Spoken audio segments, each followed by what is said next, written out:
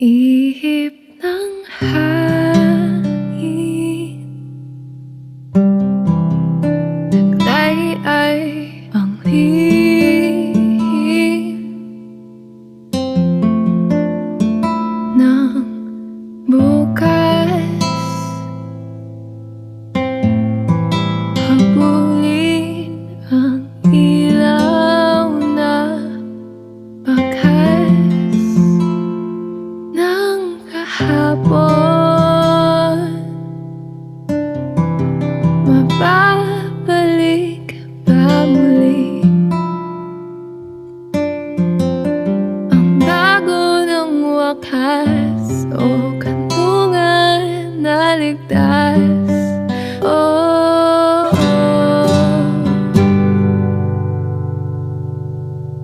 sa gintong oras, hayaang lumipas sa gabing di makatakas. Ang sol na kumupas, ikilala ang bukas.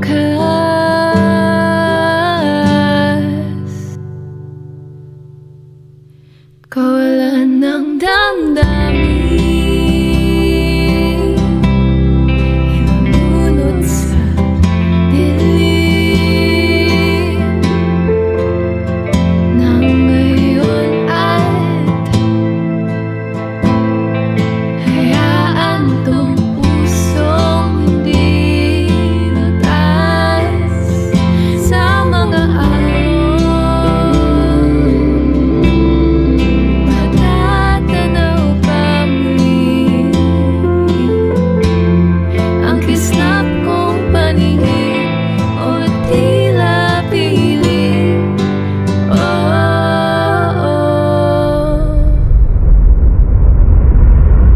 Sa gintong oras, hayaang lumipas sa tuwing di makatakas. Ang sol na kumupas, di kilala ang bukas.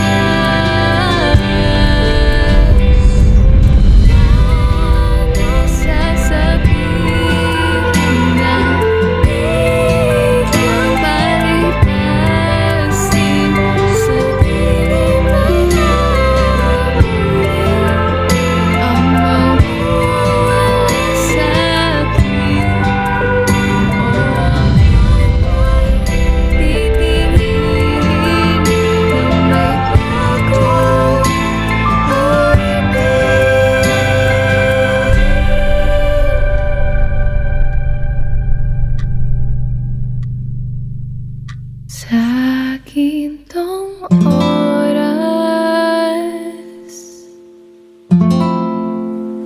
siya na ay lumipas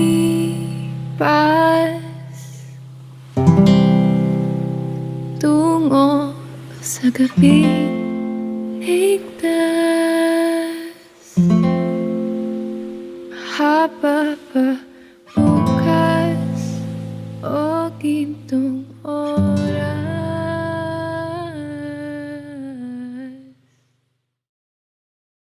That is from a song called Gintong Oras by Yoan Francine. This month, it's May. It's Mental Health Month, and this one is a very special episode and contains a little bit of trigger warning because we talk about a few struggles on mental health. But this episode is a reminder that if you are ever in crisis, we hope and pray that you get the help that you need, and there are people who are willing to help out. You are never alone, and there's always a light at the end of the darkness, and it's okay to feel what you need to feel because we're all human, and there is healing in the end. And thank you so much for having me. Thank you, Yoanna. It's nice to meet you, and thank you for taking the time to have this conversation with me. So, before we officially start, I want you to pick a card. And then we can Okay. answer it together. Sige. Kahit ano. Yeah. Random. Eh, ito. Ay, sorry. Okay, so I'll read it. Yeah. Kapag nakakaranas ka ng sobrang pagkaalala, ano yung una mong ginagawa para kumalma? Ano ba? Pag nakakaranas ako ng worry or parang panic, usually parang to just, okay, stop muna. Pero kasi I'm very known din kasi to overthink.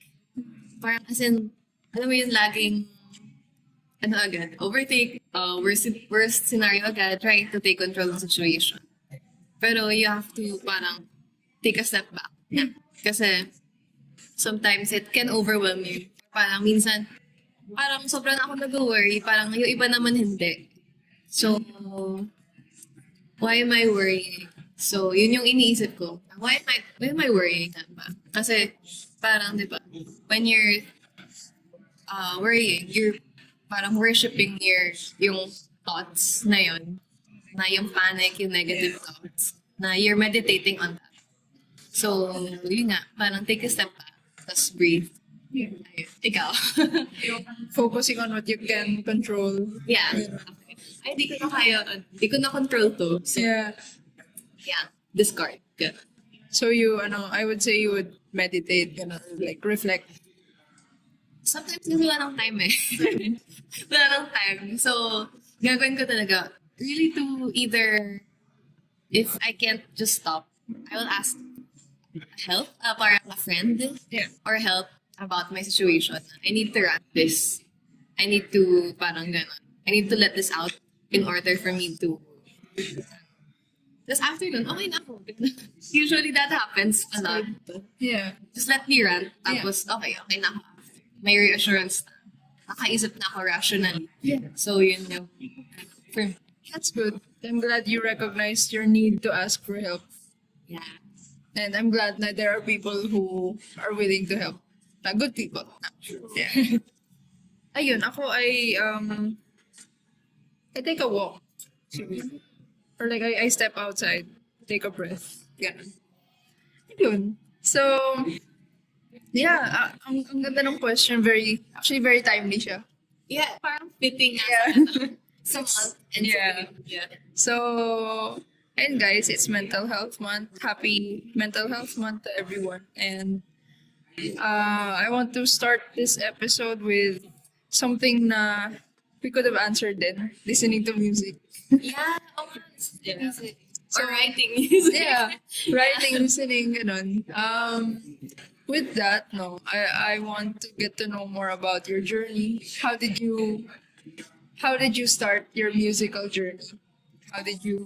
What made you write your first song, and what inspired you to continue music as a hobby, or hopefully in the future as a career, or like a testimony?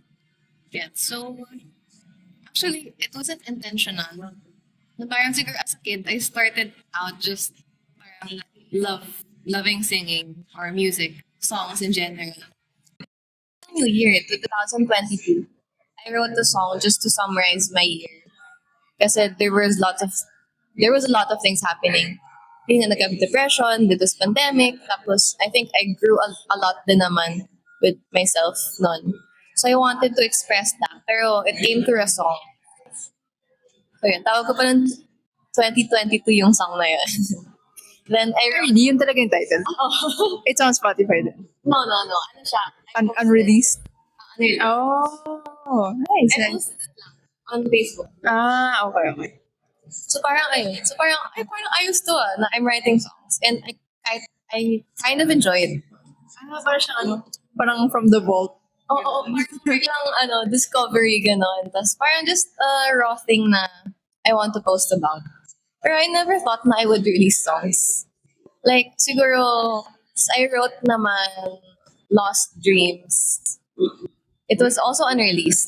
Pero I can't forget that song. Sa YouTube din naman siya. Pero that was a time na I was losing din naman yung vision ko for my future na I'm alive and by tomorrow. Kasi that time talaga of depression, nasa moment na ako na I can't imagine myself living tomorrow.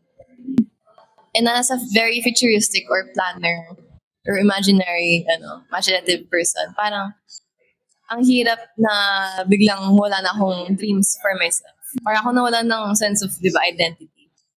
So parang, when I was healing na, I wrote lost dreams. So parang, I would soon create new ones again if those were lost. And then came yung pinaka-first song ko, I asked my dad then kasi to buy a budget guitar. Yun pa naman guitar kong gamit kayo. Tapos, nag-give ko siya nun. I tried, parang okay, parang I want to invest on guitar or parang music. Kasi I didn't really focus it as my main passion noon. Pero ngayon, why not, di ba? So I wrote bigla yung Gintong Oras. It's released on Spotify. I wrote it kasi it's a metaphorical song. If I may parang it's about the sun setting kasi. So, golden hour in English. Yun yung title niya. Pero it's about mental health. It's my mental health journey. Kasi as a person who grew up as a Christian or parang in faith, parang tabu na bigla kang madedepress or ganun. Pero one time na parang I was slowly realizing na I would enter this long season of depression. Nasa labas ako nun, nag-bike ako. Tas it was a sunset view. Ayan, sunset view. Tas parang I slowly realized na ngayon, it will be a time of darkness muna. Baka mahaba to. Na I will be depressed. I will have a hard time na naman. Pero I'm at peace kasi God is still there even if the sun isn't there. But I have to slowly accept that the sun will set for a long time. I have to settle with the fact na I have to go through this. Pero yun nga, but God is still there even if you don't see the sun naman Kasi there's still tomorrow. Yeah, there's still tomorrow. And either way, kahit if it's dark kasi, the sun is still there. You just can't see it. You just can't feel it. Pero it's there. Tsaka the moon is another representation of light despite the darkness. Diba? Yun yung inspiration about it. That's why it's called parang Gintong Oras. So wait, let me check yung lyrics para. Okay. So you would describe yourself as a sunset lover also? Yes! True. Parang kilala na ako with that. Even with my family na ako, gusto niya makita yung sunset. Punta tayo sa beach kasi gusto niya makita yung sunset. Naging request ko yan nung when I turned 17. Medyo big deal kasi lumabas nun pandemic. Yung naging birthday celebration ko was to go to a beach just to see the sunset. Sadly, walang sunset na. Maulan. Pero di ba there's something comforting about a sunset? Yeah. Parang ironically, there's something comforting about it kahit na it's going down. Parang there's something comforting about the sun, Yeah, yun yung sunset. the peace. The peace that you have. Ito yung lyric, yung chorus. Yung sa gintong oras, hayaang lumipas, sa gabing di makatakas. Ang sol na pumupas, di kilala ang bukas. So parang you just let it go down.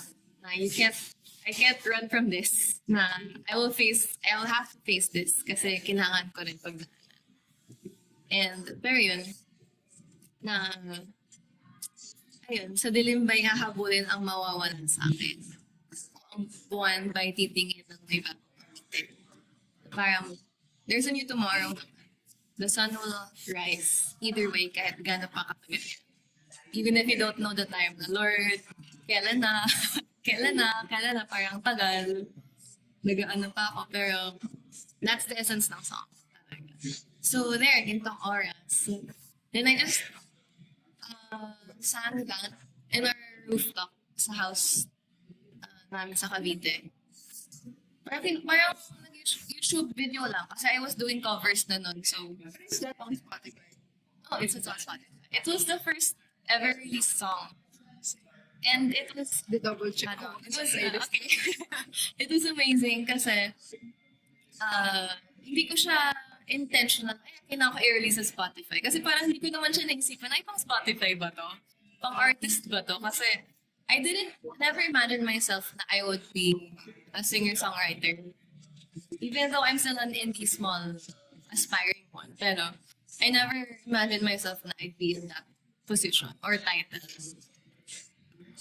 And, isa nga iniisip ko pa yun if I'm really that. Pero, I'm really, you are. I'm really parang, okay, You are. considered as that. Pero, yeah, so, may imposter syndrome pa rin. Pero, yeah, there's a journey on that. Kasi the fact that you create something. Yeah. And we have to support that. Yeah. It's a small business, small artist, rising artist, and we need more artists like you. And ngayon pala, I want to say thank you for being here. Thank you for not giving up despite your depression, and thank you for not being defined by your depression. Like you use it as healing, Yeah. to inspire people. So keep writing your songs, keep releasing your songs. So, it turned out, parang yun yung naging sa healing phase na rin na I just posted on YouTube. Tapos, maya-maya, a friend tapped me from church na parang, hey, parang gusto ko parang i-produce natin to. It's all for my portfolio, gano'n. So, sabi ko naman, I mean, hindi ko siya na-imagine na the song as that. Parang as released, full production. Pero, okay lang. Sige, why not, diba? Why not naman? Why not do it? If it's parang something that the Lord is leading me to do. So, go for it. Yeah. So, ayun, na-release siya. And I didn't parang expect na so many people would support it. Yeah. Kasi shinare ko yun yung testimony ko of my battling depression before I posted that. Before I posted the song. Kasi yun naman talaga, my main purpose was to parang let people know na who are going through it. Na it's okay. I'm also going through it. And I released that song, di pa ako totally healed. And it's okay. It's okay. I was still in the nighttime season of my life, dark season. But I still was able to release it. Pero grabe, nakita ko yung greatness ni God. Parang wow. I never expected na this would be a new dream of mine to do. And to continue to do. Kasi after that, naging main, hobby ko na yung writing songs. Parang ang dami ko nang nagawa. Unreleased, all of those are unreleased. Not to just do those songs. Until now, unreleased. Oh, dami. Madami sila. Madami. Yeah, for me, the font. Pero no pressure. Yeah. Or I'm just selecting them naman. What I'm intentionally gonna put out. And why. Why am I going to put out? So Kasi your main instrument is guitar. guitar, yun yung alam kong instrument. Pero I always ask help from, producers. Siyempre, I did not study music. But I don't have wala talaga akong training. Like, unlike other kids na nag-piano lesson, nag-guitar lesson, It's okay. or nag-vocal lesson. So parang may ano pa sa akin na, I know I'm not parang expert pa on these things. Pero it's okay. You don't have to. Yeah. Pero ang pinaka-favorite thing ko about releasing songs is what I'm writing. Naging favorite ko talaga. The storytelling, yung metaphors nila, and what the songs, those are. Nakakamiss naman kasi sometimes those songs just come out of the blue. Yung next na nirelease ko, Solen Luna, it was really out of the blue, out of emotion. Yung chorus nun, one of my favorites din is Solen Luna. Tuloy-tuloy ko lang na nirelease out of biglang emotion in a hard time. So, wow, nagulat na ako. Lord, thank you, Lord. May song na ako, May song na bigla. Parang hulog na lang ni Lord. Pero yan, it took a while then for me to start embracing this new dream. I started gigs then on small places like here in Metro Manila. Yeah, and then, I I'm on hiatus, pero soon. If you come back, I'm planning this year. gladly attend. Yeah, I'm still, ngayon, I'm investing muna on learning about music than outpouring. Siguro, by the end of the year, hopefully, makakapalag ako ng music. So ngayon, I'm studying. I'm taking para workshop, then training, etc. Other than that, syempre, I'm also involved in music ministry. So, ayun.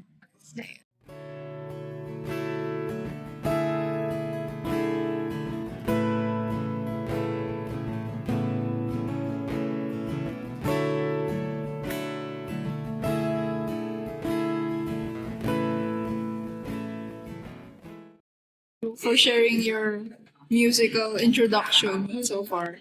Habay. Yeah, it's good na eh. Very heartfelt. And again, we need more artists na ganun. Kasi parang, I feel like it's rare na these days yung artist na talagang heartfelt yung story. Yung very personal meaning.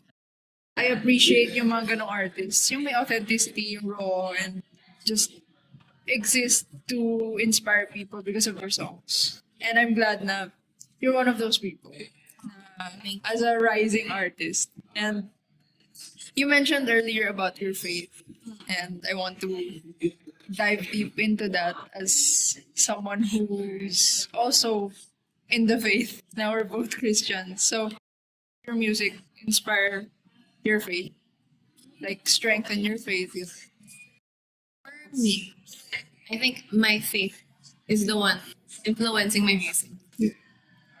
Naman. So, because it all stems from there. Why am I doing this? Why am I still sharing my vulnerability to people? Na kahit kunti lang, syempre kahit kunti pa lang yung streams, why am I still continuing on? Other than to rise, of course. Pero, ayun, I'm sharing this because my songs are also my testimony. My songs would also be used to resonate with people. Na it's okay. It's okay. You're going to go through this. Na this is a human emotion. Na yes, you have to sit with it. You have to feel it in order to accept it and to surrender it. Ganyan yan eh. Parang you have to feel it first. To accept it, acknowledge it, just give it to God. And it's okay. Parang before, I was thinking, should I just write parang happy songs? Should I just write parang, about faith? But it's okay because it also highlights how God has been faithful in my life. Na through Gintong Oras, even though it was during a dark season, I was at peace pa rin to go through it. Because I have faith. Again. So, majorly, ngayon, my faith is my why. God is my why. And, my testimony is the reason why I have to share it. Not just for me. Because it's not just going to be about me. Syempre, other people will take my songs in their own experience, in their own life, in their own story. Kaya, as long as may nakikinig, kahit isa, just still let yourself be heard. Through music or not. Yeah. So, yan.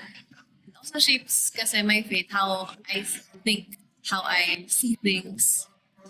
Because even though I write sad songs, there's always a little bit of hope in them, embedded in them.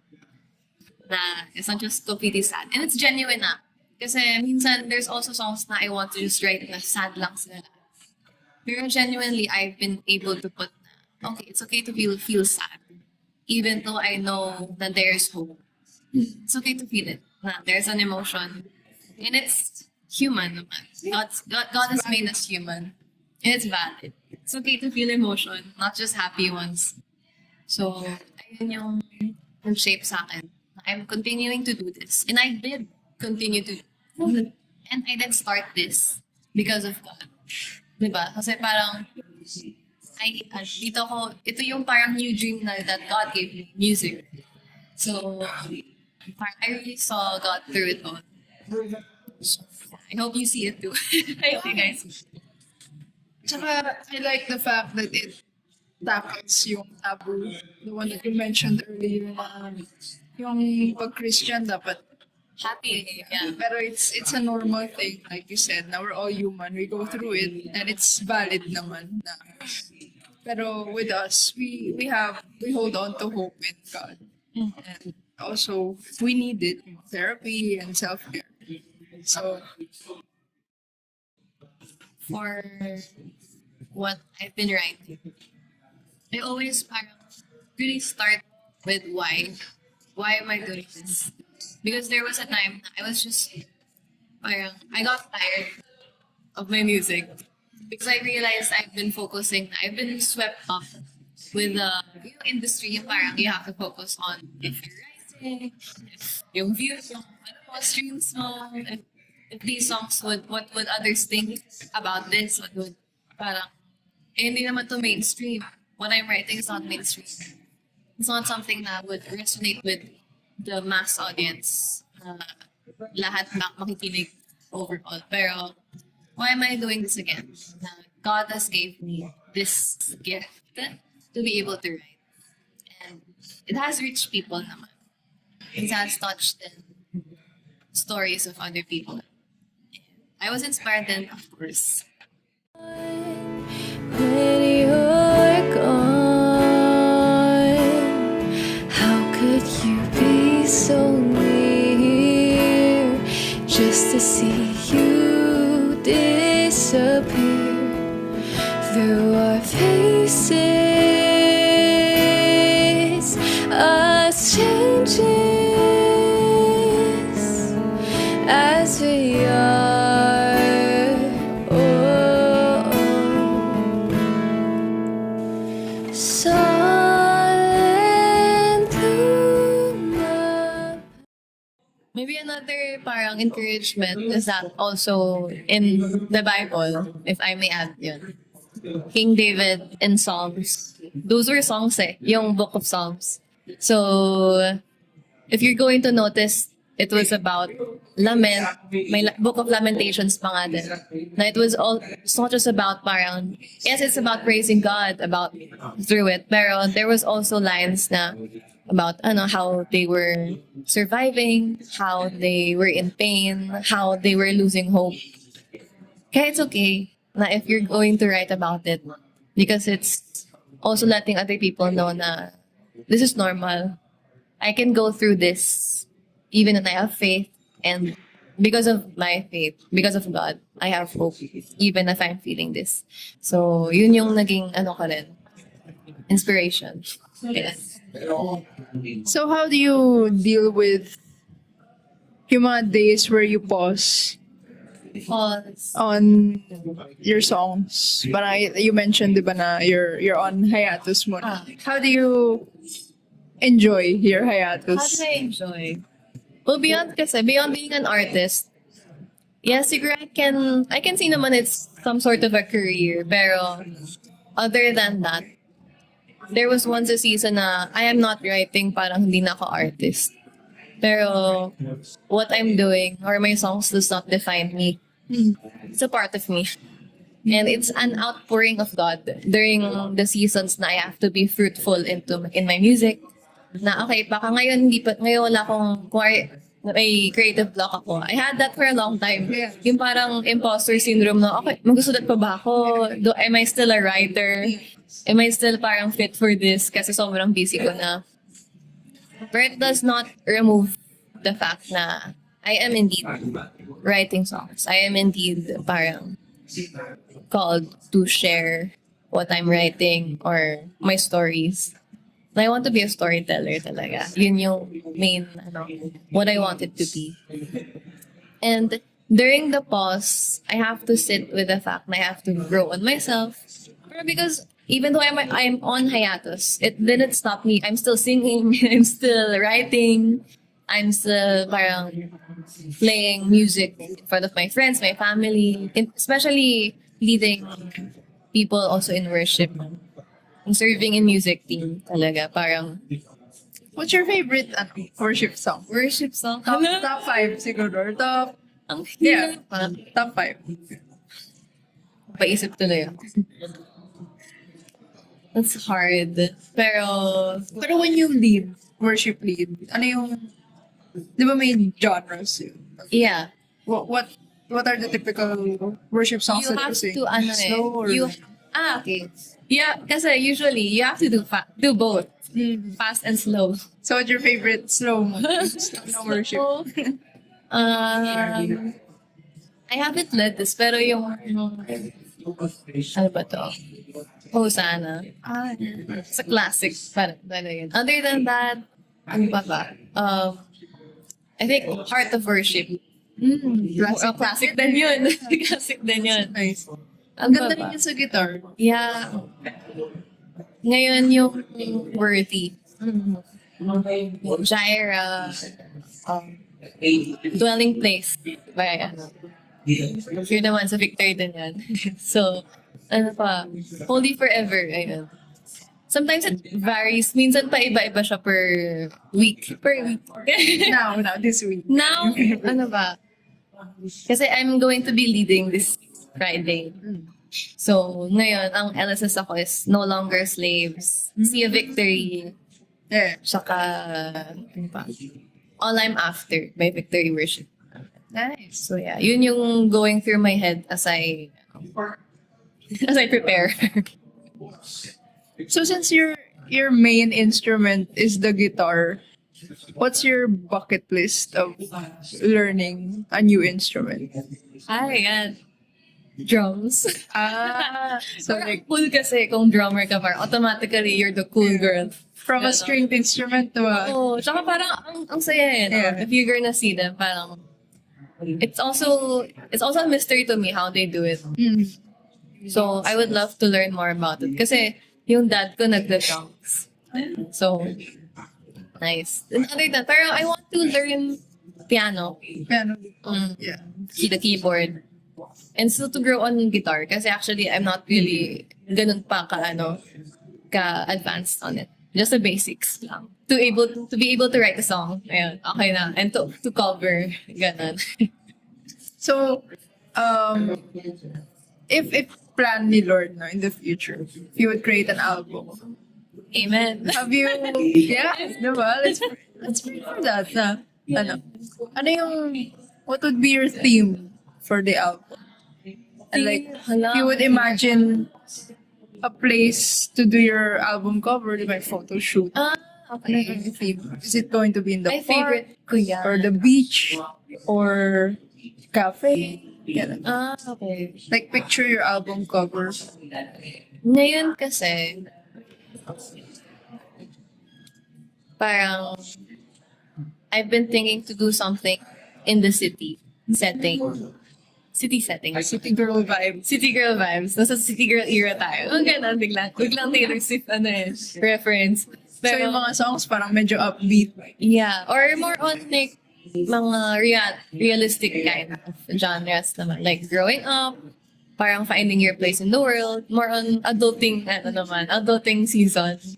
But also parang envision this one thing na parang the sky naman, tas you're there. Parang more on, I can't explain it, pero more on sunny vibes siya.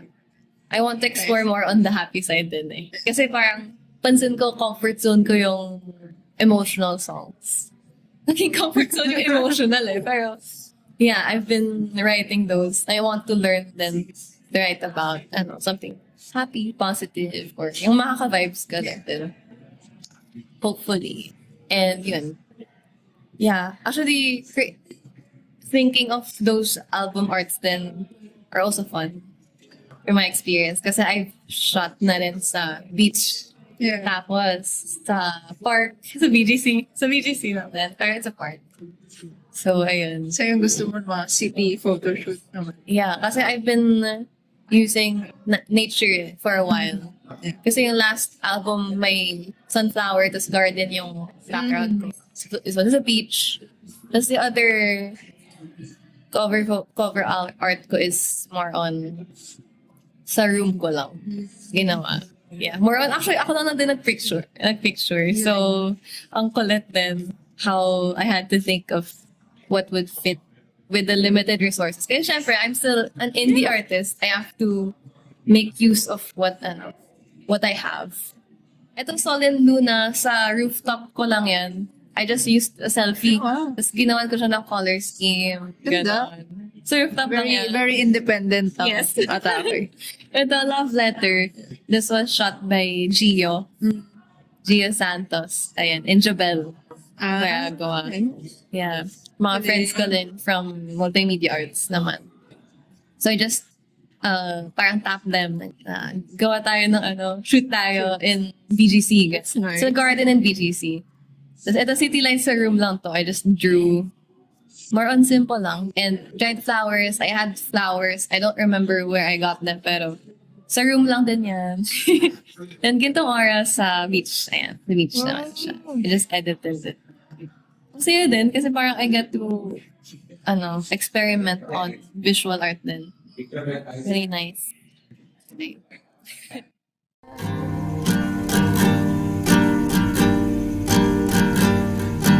I shall love you even if I don't, even when I don't, even when you don't. I shall love you even if I don't, even when I don't, even when you don't. Okay, so besides your faith and your mental health journey, what other aspects in your life would you say have a big influence towards your music career and your overall passions? Okay. Siguro, most of all, talaga, is people. People talaga. Or a person. Whoa, ilang ganun. Siyempre, people. Kasi, also, I really find inspiration then on their own stories. Like, if a friend tells me this, parang, ay, related din to sa pwede kong masulat. Or even in the everyday experiences, na one time I was commuting, tapos, ang ganda ng view ko, like, sunset. Sa jeep ako. Pero, alam mo yung sobrang pagod. Like, I want to make a song about this. Na even the realities of life. Na how I'm seeing it on other people. Tapos, syempre adulting, growing up, is a new theme na I want to write about.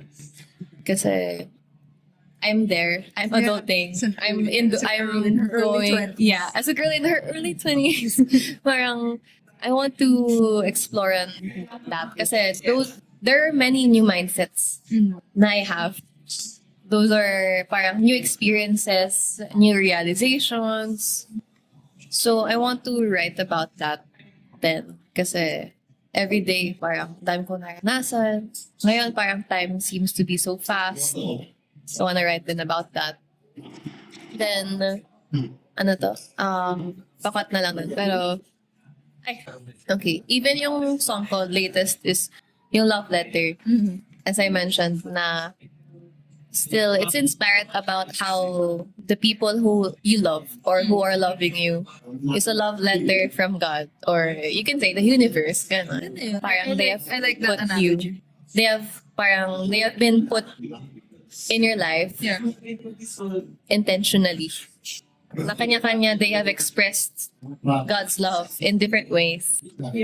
So, yeah, people majorly. And growing up, life experiences. And actually, growing up, I'm a hopeless romantic. I like books. I like movies. And other music influences then. Siyempre, so parang, when what I consume, diba? That's also what I, how do you say this? What I outpour. So, ayun. What I consume, what I outpour. So, Parang Daylight by Taylor Swift. Parang you are defined by the things things that you love. Yeah. Things you love and you've been through. Yes. That is who you are. So, ayun. Also, with other people's stories, it makes me want to write it. Ito yung pinagdaanan nila. I've been there. I've witnessed this. So, actually, even one time, may nasulat akong kanta na Being There for Someone. Unreleased din siya. Pero I wrote it out of the blue just to comfort that person. Kasi kahit no matter what I can say, parang it's not helping. Nasa ko lang kasi nun. So I just recorded parang panghele. Panghele na song. But to still say na I'm just here. So out of the blue, rush record ko siya. Pero ang ganda. One of my favorite songs that I've written. And siguro, waiting pa ako for the right time to release it. Ano yun? Favorite ko rin siya. Kasi it's been a personal panghele na rin for me or to calm me down. So yeah, those are mostly my influences. It's nice. I love yung part na sinabi mo na you're inspired by people's stories. You're inspired by the people that you meet. Yeah, actually, I'm gonna add on that. Sobrang favorite ko talaga. Sobrang na favorite pa eh, no? Pero I really love hearing or asking people about their journey. Kahit even strangers, I'm really inspired. Kasi even in choir and church, there's a lot of new people I'm meeting, new people to get to know. And even those instances na makakasalubong mo lang along kapag bumabiyahe. One time I can't forget na I got inspired by a jeepney driver. Katabi ko siya kasi I was doing a photography project. Tapos I asked him lang if I could take a picture, gano'n. Tapos nagkwento na siya ng buhay niya, ng mga anak niya. So alam mo yun, after that, parang ang sarap maging motivated in life. And I want to write about those things. Then, kahit hindi naman songs, just, the story, an article about it. I really love those. It's good. I feel the empowerment ba? Kasi parang it's somehow the same as to why I started my podcast. Parang, Yes. that's why it's called Soaring Stories. Soaring Diba? Stories. Kasi parang it's also a platform for others to share their story, like what you're doing. So, I'm glad to be able to have this to help others share their lives and their Kasi as an introvert, as ironic as it is, but I do enjoy listening to people share their lives with me and to others. Kaya I'm empowered by your way of sharing stories through music. Kasi it's very encouraging to be inspired through music. Yeah. Every time you meet people. Yeah, it's been a while. Kasi actually introvert din ako. Yeah. Ambivert, gano'n. Pero growing up, I was a shy kid. Very tahimik, very quiet. And I wouldn't parang surprised even for me na I would be on stage just to share my songs. Parang, alam mo yun? How did you get that boost to release songs and perform on stage? Feeling ko with the right community kasi. And the right realizations with yourself na, ay okay, ba't pa ako mahihiya? Na, ano yung ikakahiya ko? Na if I make a mistake, it's okay. Parang, I still tried. I'm still starting, but it's okay. Just let your voices be heard. Na kasi diba, isipin mo, if a lot of people who have inspired you remain to be quiet, parang there's a big difference then. Or if your favorite speaker or influencer did not share their story or what they needed to share, parang ano mo yun, if you put yourself in that position, parang you would want to share them for their sake. So yun yung mindset. So, di ba kanina you shared some of your favorite worship songs? So now, what's your favorite like song overall? Or like top 5 ulit na favorite songs? Top 5! Ang hirap naman na. At the moment. Ngayon kasi Current LSS. I've been listening to worship kasi lately. While I'm serving kasi, syempre, you have to then. Pero, other than that, ngayon, I've been listening to, yun sa bawat sandali. May Amiel song. Okay. You'll Be in My Heart. By Nikki. Ano ba? Favorite ko rin yung Iris. Gugu Dolls. Yeah. Songs by Sleeping at Last. Ayan. All-time favorite ka talaga. What's your favorite Sleeping at Last song? Now that you mentioned it, I mean, we're both Sleeping at Last fans. And fun fact, he's someone of faith din. Actually, he has a song about he sang about his faith journey. It's called Sight. Yung parang he sang about not really seeing God physically, pero he feels God's presence. Parang he sees God in the people he meets, ganon. Kaya Sight, parang I see God in the way you act. Yeah, I know that. Maybe Saturn. That made me cry. Lalo na yung line na how rare and beautiful it is to truly exist. Parang it made me think about life and death. And being human, living. So parang, alam mo yun, nagka-reflection ako noon, muni-muni, ganun. Parang, Tsaka ano yung verse na yung we are created with a purpose? Yun yun. Parang, yeah. yun yung naisip ko when I first heard that na, no. Kaya it's rare and beautiful that we exist kasi there's only one us and we're created with a purpose. And life in general, parang mapaisip ka, no? How wonderful then life is. I mean, it's not really perfect. Pero, the essence of it, yun. Bigla naging deep no? Bigla naging deep. So, ayun. Yeah, Saturn, other than driver's license. Olivia Rodrigo. Some pop girly. Ano ba? So far, yun lang naman. Parang, yun na yung naging, ko, LSS at the moment. So for now, what's your favorite song by you that you've written and why? Siguro Sol and Luna. Kasi it's also metaphoric, then full of metaphors. And ironically, yun yung actually hindi ironically. Sol and Luna kasi the writing that I love how it was written. Yeah. And very poetic yung sunod-sunod niya. And I think a lot of people resonate with it kasi yun yung pinakamaraming naging streams. Halatang hugot era ang mga Pinoy. So, the lyrics goes more about a love story of the sun and moon. More on if they won't meet or parang it would depend talaga how you would see this. Kung thought ka, forbidden lovers, trope, or may ganun no? Or baka one-time thing trope. Pero, yeah, my main bridge here is what a privilege it is to love. Yeah. Na even if it passes, na minsan lang yung mag-eclipse There is still a privilege to be able to love and to give love, to be loved. And I'll embrace the space that we have. Don't say sorry for loving me. So, ayun, Sol and Luna, my love. Really nice then. So, next naman is dried flowers. Actually, hanggang ngayon papaisip ako, ano nga ba talaga, bakit dried flowers?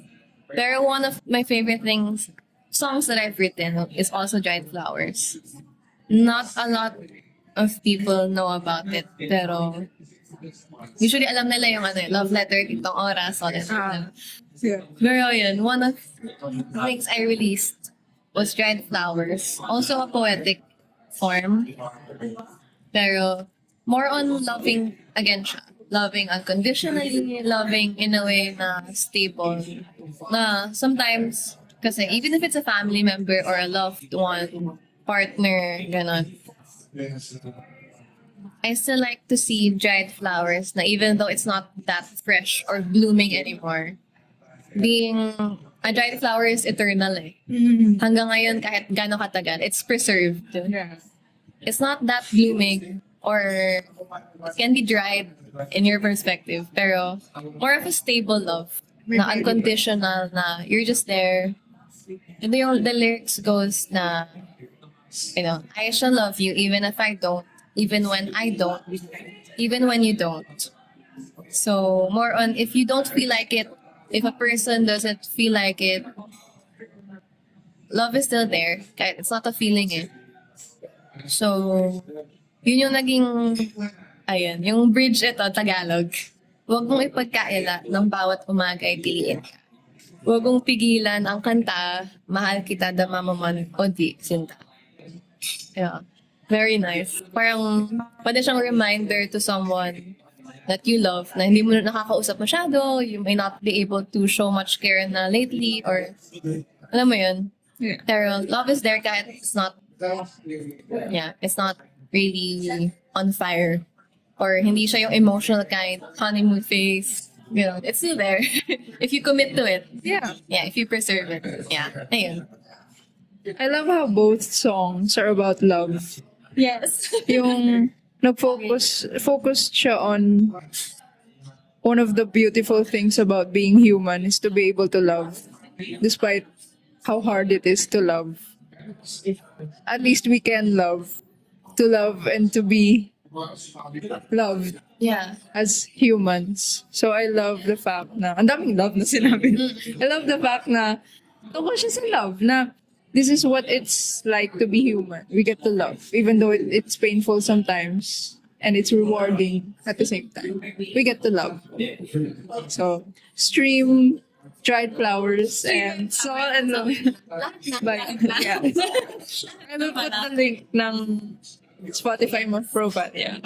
Pero, syempre, gintong oras, still is not the best quality siguro compared to my other songs. But it still is my starting point na I'm very proud of. So it has a special place in your heart. It has. Naalala ko kasi, very, parang doon nagulat yung mga tao eh. Tapos yung lola ko pa ulit-ulit yan sa bahay. Tapos one time pa nga yung sa dati kong school, pinlay pa yan ng friend ko in trams. Eh, di ba napakalungkot niyan? So, walang alam mo yun. I was able to play that at my school before. The FU, Cavite. So, parang yun. So, sobrang rewarding. Like, I got to ask my friend then, si Kate, to help on, instruments. And really nice. Collaborative effort talaga din. Take me back to our world, 'cause your this love letter written by the universe. So come a little closer. I'll be where you are, everything you are. I'll be where you are, everything you are.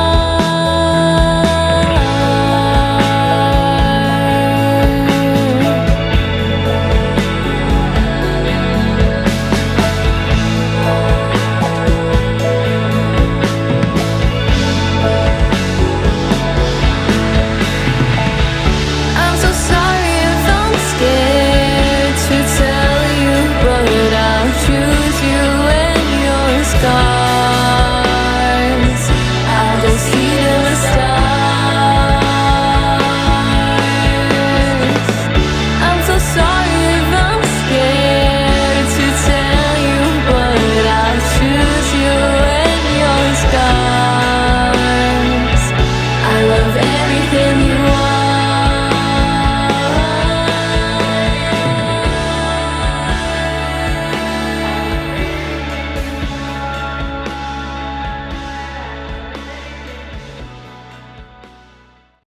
Okay, before I finish this.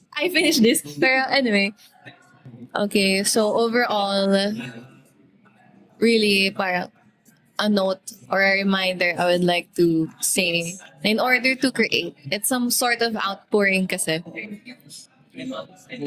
So, also, in honor of the mental health month na rin, don't forget then to parang fill your cup. Fill yourself to be able to outpour to others. Again, self-love is not just about self, pero it should be something that will enable you to love people more at the end of the day. I'm able to encourage people through songs, to share my vulnerability because I'm already filled. For me, it's faith. For me, it's faith. And being confident in the Lord. It might mean anything to other people, like to you. Pero yeah, in order to outpour, to be able to create your own art or story, or to tell your own story, yeah, let yourself be filled then. I just want to add to what Joanna said on filling your own cup. It's something that I heard, I think, from Harry Styles, where he said, in order to fill others' cup, um, they should be in love with the overflow. So, for me, that means you have to pour love, so much love, to yourself that you're able to share that with others, because the overflow is the representation of the love that you have, not just for yourself, but the love that you can give to other people, because it's the love that God has for you and for all of us, right? So that's a very good analogy of filling your cup. And it's also okay to rest, because you don't have to be filled all the time, because sometimes you get overwhelmed when you're too filled up. So the rest days are always a necessary thing, because when you come back, you're once again filled to fill others. So it's a process naman. Kaya it's a beautiful analogy. All right, guys, that was Yoan or Yoanna, and thank you again, Yoanna, for accepting my invitation. Thank you for that very heartwarming conversation. I hope you guys will learn a lot from this episode. This one is very special, and it's Mental Health Month. I think it's the first time that I recorded an episode for this month. It holds a special part of my life, and I'm glad I'm able to finally talk about it on an episode here using this platform. And I hope you guys will support Joanna on her songs. And um, again, if you are ever in crisis, know that you're never alone. There's always hope. There's always someone who will be willing to listen and help you out. And this month, I mean, not just this month, I hope we practice healing every day. And I hope we all take the time to just remind ourselves of our value and take the time to heal and grow as the days go by. So, once again, that was Ioana, and all her profiles and accounts are on the description box and on our social media. You guys can give her a follow and give her songs a listen.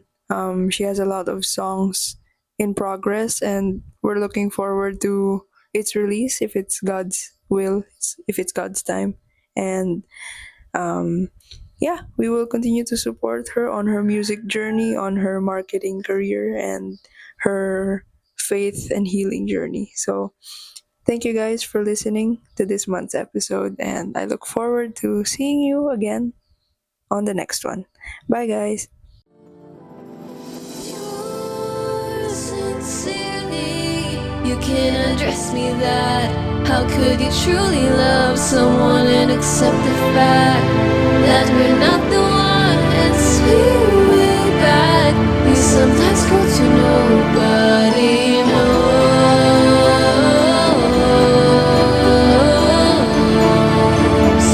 That's the way you should, that's the way you should.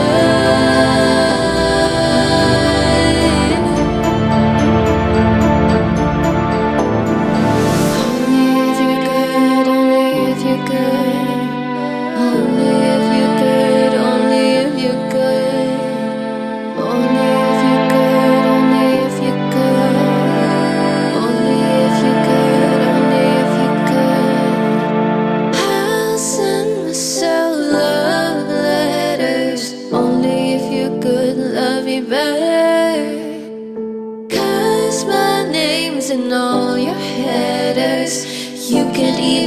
yourself better.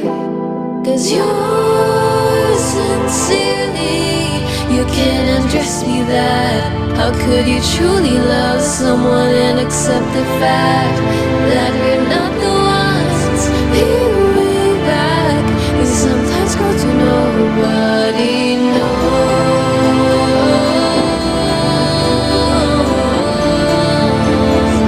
Only if you could, only if you could.